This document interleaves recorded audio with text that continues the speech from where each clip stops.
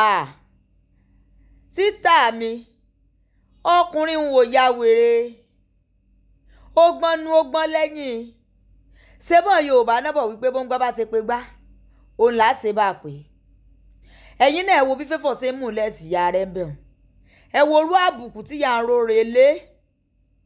Kí lẹ expect wípé kí ọkọ ṣe pọ́n ìyá ìyàwó lé àbí ìyá bébí màmá sì lápè. Ẹ wo bó ṣe ń bọ́ ọmọ burúkú lọ́wọ́ títún bò ká. Wọ́n ní ó máa àdírẹ́sì rẹ̀ bíi ó máa àdírẹ́sì as her husband. Ó sì tún dúró pé ó máa àdírẹ́sì rẹ̀ títí ayérayé ni as her husband. Wọ́n wá ń béèrè lọ́wọ́ rẹ̀ pé tó sanwó orí rẹ̀ ó ní ń bà. Ó mú ọ lọ rẹ́gísítì ó ní rárá. Engagement lẹ́sẹ̀ ó ní no. Nígbà tí ọkọ sọ̀rọ̀, ǹjẹ́ ẹ rí kó àdírẹ́sì ẹ̀ bí ìyàwó bí? Ibẹ̀ bí ṣe ń bú ya rẹ̀ bí ìlédì yẹn ṣe ṣèyánù. Òun la fi ń sọ wípé afáǹfààní àwọn tó bá ti ń bá mi pàdé lórí platform mi wípé ìyà tí obìnrin mi jẹ́ ń lé ọkọ àfọwọ́fà rẹ̀ ni. Irú eléyìí ní ìsìn bó o lẹ ṣe rò pọkàn òun mọ̀ gbé ṣe rò pé yóò mọ̀ pọ́nlé ṣe rò wípé kò ní tó. It will get to a stage in our life tí bọ̀bọ̀ yẹn ó mọ lo gbogbo ohun tó sọ yẹn gbogbo bó ṣe wùwà sí ìyá rẹ̀ tí ó fi mọ́ sọ̀rọ̀ sígbò bá yá. Ṣé wọ́n tó lè sọ̀rọ̀ sí ìyá rẹ̀ báyìí? Àbẹ́ ẹ lérò wípé ṣerú ọkùnrin lè sọ̀rọ̀ sí ìyá tiẹ̀ nítorí Favour ni? Ṣó lè sọ̀rọ̀ sí mọ̀lẹ́bí tiẹ̀ nítorí Favour ni? Ó mọ̀ sunmi kọ́ ló mọ̀ ṣàánú. Ọmọ wo ní ẹ̀kọ́ lébi tí ń wù tí ń mọ̀. Ẹ̀kọ́ jìnnà sí ọmọ yẹn. Ẹ má jẹ́ àtànra wa. Àwọn kan sọ pé wọ́n lo nǹkan fún ni wọ́n ò lo nǹkan kan fún.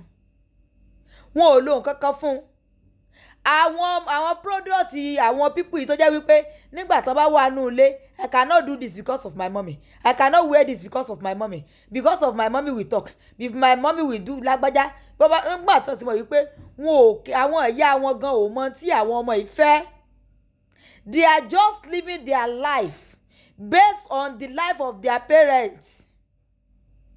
Ṣé ìrítẹ́ rí ọmọ Favour tó já gèlè mọ́ etí àbẹ́ bó ṣe pa gèlè méjì ni?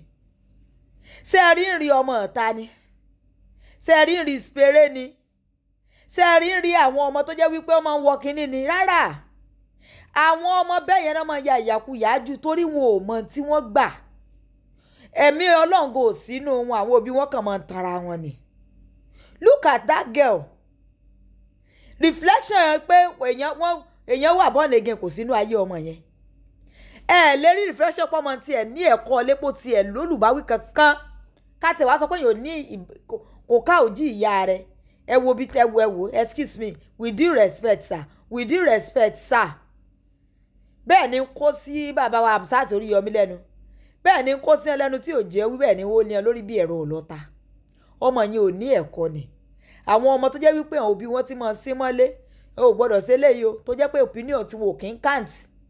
Àwọn ọmọ tó jẹ́ wípé àwọn ìyá wọn máa live life wọn according to bí àwọn ìyá wọn náà ṣe ń gbé tiwọn ni tó jẹ́ pé when they get that opportunity to go outside like this ẹ mọ̀ wò ni pé ṣé kìí sọmọ ìyá SU ni ṣé kìí sọmọ tí mo ń pa scarf mọ́ rí nílé ni jákòjẹ làwọn ọmọ bá àwọn òbí wọn kàn máa ń ṣera wọn ni jákòjẹ níyàn àwọn òbí wọn máa ń ṣera wọn ni 60% àwọn ọmọ bẹ́ẹ̀ yẹn sorry ni fún àwọn òbí wọn. And that is the reason why tẹ́ fi rí pé ọ̀pọ̀lọpọ̀ àwọn people wọ́n mọ̀ wò pé ó ṣe jẹ́ ọmọ lágbájá ní yàyàkuyà ó ṣe jẹ́ ọmọ bí kẹsì torí pé àwọn parents wọ́n ti gbé ẹ̀sìn lórí more than ẹ̀kọ́ ilé tó yẹ kó fáwọn ọmọ wọn.